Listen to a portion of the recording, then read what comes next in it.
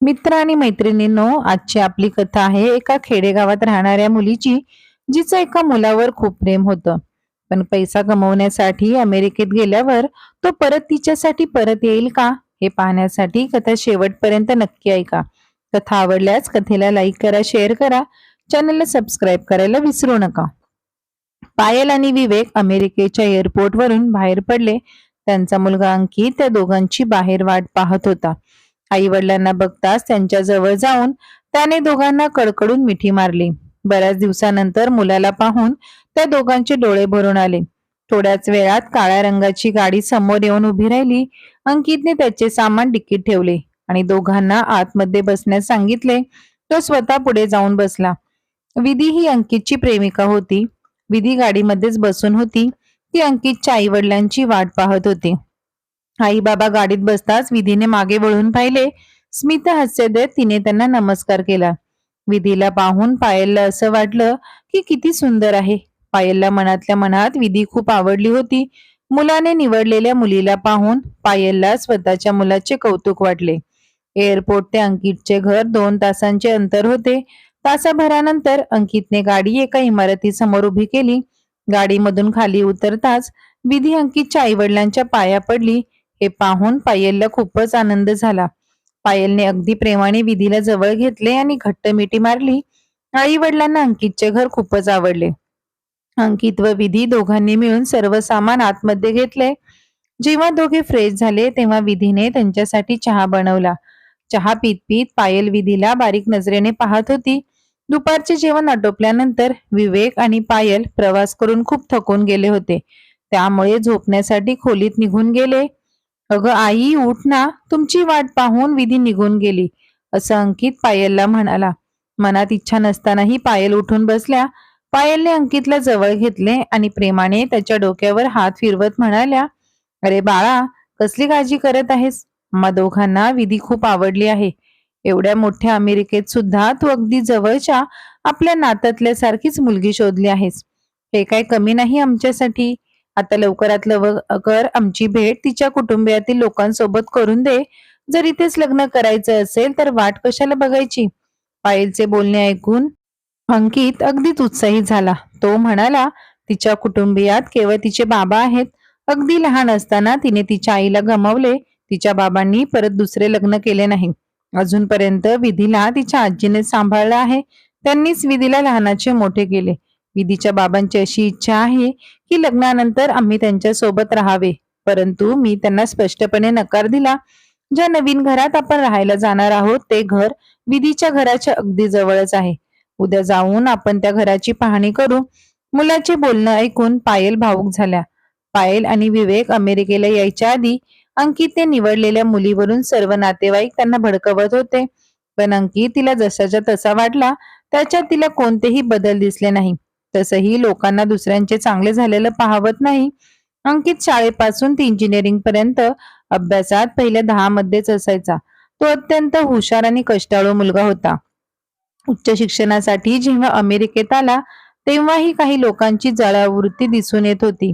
लग्नानंतर जेव्हा मी विधीला भारतात घेऊन जाईल तेव्हा तिची रूपरेषा पाहून लोक जळतील असं पायलला वाटत होतं. आतून खूप खुश होत होत्या. कसला विचार करून तू हसत आहेस आई? अंकितचं हे बोलणं ऐकताच पायल त्यांच्या विचारातून बाहेर आल्या. काहीच नाही बाळा, असं म्हणत त्यांनी गोष्ट टाळली. सर्व काही निर्णय झाल्यावर न्यू जर्सीवरून रोहन आणि वैष्णवी येतील असं पायल म्हणाल्या. वैष्णवी ही अंकितची बहीण तर रोहन हे त्याचे भाऊजी होते. अंकितचा आनंद गगनात मावत नव्हता. त्याने लगेचच फोनवर विधीला सांगितलं की ती आई बाबांना पसंत आहे. दुसऱ्या दिवशी सकाळी विधी घरी आली. तिला पाहताच पायलने मिठी मारली. पायल तिला तिच्या कुटुंबियांविषयी विचारू लागल्या. विधीने मनमोकळेपणाने सर्व काही सांगितले. ती म्हणाली, अंकित सारखे मी तुम्हाला आई बाबा म्हणू शकते का? पायल खुश होऊन म्हणाली, का नाही? आता तू आम्हाला आमच्या मुलीसारखीच आहेस. येत्या काही दिवसात तू पूर्णपणे आमचीच होणार आहेस, असं पायलने म्हटल्याबरोबर विधीने लाजून मान खाली घातली. तर आई, तुम्ही माझ्या बाबांना व आजीला केव्हा भेटायला याल? ते दोघेही तुम्हाला भेटण्यास उत्सुक आहेत, असं विधीने पायलला विचारले. दुसऱ्याच दिवशी विवेक आणि पायल विधीच्या घरी जाण्यास तयार झाले. पायलचा उत्साह पाहून विवेक तिची थट्टा मस्करी करत होता. याच दरम्यान विधी त्यांना घरी घेऊन जाण्यासाठी गाडी घेऊन आली. पायल आणि विवेक तयार होऊन खोलीच्या बाहेर आले.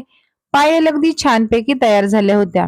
एका तरुण मुलाची आई या वयात इतकी सुंदर असू शकते का, असा विचार करत विधी मनातल्या मनात हसू लागली. विधीच्या घरी जात असताना रस्त्यांच्या दोन्ही बाजूला भरपूर फुलांची झाडं होती. निसर्गाची मोहक सुंदरता पाहून पायल मंत्रमुग्ध झाल्या व त्या विचार करू लागल्या की खरंच अमेरिका हा सुंदर मुलींचा तसेच सुंदर फुलांचा देश आहे. तासाभरानंतर फुलांनी सजवलेल्या मोठ्या घरासमोर विधीने गाडी थांबवली. गाडीतून उतरताच जास्त वय असलेल्या तसेच चेहऱ्यावर सौम्य हास्य असलेल्या एका व्यक्तीने त्यांचे स्वागत केले. ती व्यक्ती विधीची आजी होती. घराच्या हॉलमध्ये विधीचे वडील अविनाश विवेक जवळ येऊन बसले. पायलकडे वळताच ते आश्चर्यचकित झाले. नमस्कार करण्यासाठी वर केलेला हात हवेतच लटकू लागला. पायलनेही नमस्कार करण्यासाठी उचललेला हात आपोआप खाली झाला. हा सर्व किस्सा विवेक शिवाय कोणीच पाहिला नव्हता. पायल यांच्या चेहऱ्यावर शांतता दिसत होती. संपूर्ण आनंदावर पाणी फिरल्यासारखे वाटत होते. अनेक महिन्यांपासून उद्भवलेला आनंद अचानक निघून गेल्यासारखा वाटत होता. पायल अगदी गोंधळून गेल्या होत्या. इथे तिथे पाहू लागल्या. त्यांचे मन चलबिचल होऊ लागले. विधीची आजी गप्पा मारण्यात गुंग होती. संपूर्ण वातावरण गरम झाले होते. विवेक सर्व परिस्थिती व्यवस्थित हाताळण्याचा प्रयत्न करत होता. विधीच्या घरातल्यांनी दुपारच्या जेवणाचा बेत केला होता. जेवताना पायलचे लक्ष दुसरीकडेच होतं. हे पाहून विधी व अंकित दोघेही हैराण झाले. अचानक आईला काय झाले, ती अशी चिंतित का दिसत आहे, असं दोघांच्या नजरेस आलं. शेवटी विधीच्या आजीने पायलला टोकलं. काय झालं पायल, तुला मी किंवा अविनाश आवडलो नाही का? आम्ही आवडलं नसेल तर आमची विधी तरी तुम्हाला आवडली ना? असं म्हणून विधीची आजी गप्प झाली. हे सर्व ऐकताच पायल संकुचित झाली आणि उद्धटपणे म्हणाली, नाही नाही, असं काही नाही, अचानक डोकं दुखू लागलं आहे. विवेक म्हणाला, काहीही म्हणा, विधीचा जन्म अमेरिकेत झाला असला तरी तिचे संस्कार उल्लेखनीय आहेत. याचे सर्व श्रेय तुम्हा दोघांना जाते. विधी आम्हा दोघांना खूप आवडली आहे. कदाचित शोधून सुद्धा आम्हाला विधीसारखी मुलगी भारतात भेटली नसती. काय पायल, बरोबर बोललो ना मी? पायलने विवेकचे बोलणे ऐकूनही न ऐकल्यासारखे केले. विवेकचे म्हणणे ऐकून अविनाश म्हणाला, तर आता पुढचे कार्यक्रम कसे आयोजित करायचे आहेत? उत्तरात पायल म्हणाली, आम्ही तुम्हाला कळवू. आता आम्हाला निघायला हवं. अंकित, उठ आणि आपल्यासाठी टॅक्सी बोलव. घरी जाता जाता आपल्याला श्वेताला भेटून जायचे आहे. श्वेता ही अंकितच्या आत्याची मुलगी होती. मामा मामीला पाहून तिला खूपच आनंद होईल. यासाठी विधीला वारंवार गाडीसाठी त्रास द्यायला नको, असं पायल म्हणाल्या. पायलचे असे बोलणे ऐकून सर्वांना आश्चर्य वाटले. अविनाश म्हणाले, यामध्ये त्रासाची काहीच गोष्ट नाही. विवेक, तुमची जर परवानगी असेल तर मी पायल यांच्याशी एकांतात बोलू इच्छितो. विधी जेव्हा 10 वर्षाची होती तेव्हा तिची आई आम्हाला सोडून गेली. मी केलेल्या चुकीच्या कर्माची फळं भोगण्यासाठी सर्वजण आग्रह करत असताना सुद्धा मी दुसरं लग्न केलं नाही. मी एकट्यानेच तिला आई वडिलांचे प्रेम आणि संस्कार देऊन तिला मोठं केलं. जोपर्यंत पायल यांची सहमती भेटणार नाही तोपर्यंत मी स्वतः या लग्नासाठी तयार होऊ शकत नाही. विवेकचे स्मितहास्यच परवानगी देऊन गेले. नंतर अविनाश आणि पायल या दोघांना सोडून सर्वजण घराबाहेर गेले. अविनाश पायलच्या समोर जाऊन उभा राहिला व दाटलेल्या कंठाने म्हणाला, पायल, भूतकाळात तुझा छळ करणारा व त्रास देणारा व्यक्ती आज तुझ्या समोर उभा आहे. तुला जी काही शिक्षा द्यायची आहे ती मला मान्य आहे. यामध्ये माझ्या मुलीची काहीच चुकी नाही. माझी तुला एवढीच प्रार्थना आहे की विधी आणि अंकित या दोघांना कधीच वेगळं करू नकोस, नाहीतर दोघे तुटून जातील. ते दोघे एकमेकांशिवाय राहू शकत नाही. सर्वांचा आनंद आता फक्त तुझ्या हातात आहे. विधी आता तुम्हाला सोडायला घरी येईल. एवढं बोलून अविनाश बाहेर निघून आला आणि विधीला सर्वांसोबत जाण्यास सांगितलं. हे ऐकताच अंकितच्या चेहऱ्यावर आनंद दिसू लागला. संपूर्ण रस्ता पायलने डोळे मिटूनच पार केला. घरी परतल्यावर ती बेचैन मनाने झोपून गेली. तिला बाहेरून आल्यावर कपडे बदलून झोपण्याची सवय होती, परंतु विधीच्या घरी घडलेल्या घटनेमुळे ती आतून निराश झाली होती. विवेक हॉलमध्ये बसून टीव्ही बघत राहिला. संध्याकाळची वेळ झाली. पायल उठली आणि विवेकला म्हणाली, मी समोरच थोडा फेरफटका मारते. अंकित घरी आल्यावर तुम्हीही बाहेर या, असं म्हणत चप्पल घालून पायऱ्या उतरून ती खाली निघून गेली. पार्कमध्ये मुलांसाठी बसण्यासाठी जे टेबल ठेवले होते त्यावर जाऊन ती बसली. डोळे बंद करताच 35 वर्षांपूर्वीच्या भूतकाळाची गोष्ट डोळ्यासमोर येऊ लागली. मोठ्या आनंदात पायलचे लग्न अविनाश सोबत ठरले होते. एका कार्यक्रमात अविनाशने पायलला पाहिले होते. त्याला ती खूप आवडली होती. त्यांच्या पहिल्या नजरेतच पसंत पडली होती. साखरपुडा झाल्यानंतर अविनाश अगदीच मनमोकळेपणाने पायल सोबत वागत होता. त्यावेळेस मोबाईलचा वापर जास्त होत नव्हता. घरात एखादा मोबाईल असायचा. त्यामुळे पायल सर्वजण झोपल्यानंतर हळूच मोबाईल उचलून आपल्या रूम मध्ये घेऊन जात होती आणि त्यांच्या प्रेमाच्या गोष्टी रात्री उशिरापर्यंत चालत होत्या. 2 महिन्यानंतर त्यांच्या लग्नाचा मुहूर्त होता. पण याच दरम्यान अविनाशला कामानिमित्त 6 महिन्यासाठी अमेरिकेत जावे लागले. त्यामुळे दोघांचे लग्न नोव्हेंबर पर्यंत पुढे ढकलण्यात आले. पण या सर्व गोष्टींमुळे पायल नाराज झाली होती. अविनाशला आपले स्वप्न पूर्ण करण्याची संधी स्वतःहून चालून आली होती. त्यामुळे त्याला ही संधी घालवायची नव्हती. अविनाश आपल्या उज्ज्वल भविष्याचे स्वप्न घेऊन अमेरिकेला निघून गेला. पायल देखील MSc च्या परीक्षेच्या तयारीला लागली. अविनाश अमेरिकेहून परत त्याच्या घरी आलाच नाही. अमेरिकेत अविनाश एका गुजराती कुटुंबाच्या घरी भाडेकरू म्हणून राहिला. अविनाशला अमेरिका एवढी आवडली की त्याला परत आपल्या घरी येण्याची इच्छाही नव्हती. अविनाश अमेरिकेला राहण्यासाठी सर्व प्रयत्न करत होता आणि स्वतःला अमेरिकेत कसं राहता येईल याचा विचार करत होता. अविनाशची नोकरी सुद्धा गेली होती. त्याच्याजवळ एकच पर्याय होता की अमेरिकेचे नागरिकत्व ज्या मुलीकडे असेल त्या मुलीशी लग्न करायचे आणि तेथे कायमचे वास्तव्य करायचे. अविनाश ज्या गुजराती कुटुंबाकडे राहत होता त्यांना एकुलती एक मुलगी होती. अविनाशने त्या गुजराती कुटुंबातील मुलीसोबत लग्न केलं आणि तो तिथे स्थायिक झाला. अविनाशचे लग्न झालेले ऐकून पायलला मोठा धक्का बसला. त्याच्यानंतर जेव्हा केव्हा लग्नाचा विषय निघायचा तेव्हा पायलला राग येत होता. काही महिन्यानंतर पायलला विवेकच्या घरून लग्नाचे स्थळ आले. आता पायल हळूहळू सर्व विसरू लागल्या होत्या. त्यांनी विवेक सोबत लग्न केले. कालांतराने तिला एक मुलगा आणि एक मुलगी झाली. दोन्ही मुलांचा तिने चांगल्या प्रकारे सांभाळ केला. तिची दोनही मुले प्रत्येक स्पर्धा परीक्षेत प्रथम श्रेणीत उत्तीर्ण होत असत. बीटेक झाल्यानंतर मुलीचे लग्न रोहन नावाच्या मुलासोबत करून दिले. मुलगी इथेच न्यू जर्सीला राहत होती. ते दोघेही एका मल्टीनॅशनल कंपनीत कामाला होते. मुलाचे लग्न करण्यासाठी पायल इथे आल्या होत्या. अंकित आणि विधी बॅडमिंटन टुर्नामेंटमध्ये एकमेकांचे सहकारी होते आणि त्यात ती टुर्नामेंट जिंकली. अशा प्रकारे ते एकमेकांना भेटू लागले. हळूहळू त्यांच्यातला संवाद वाढत गेला. त्या दोघांचे विचार जुळू लागले होते. बघता बघता दोघं एकमेकांना आवडू लागले.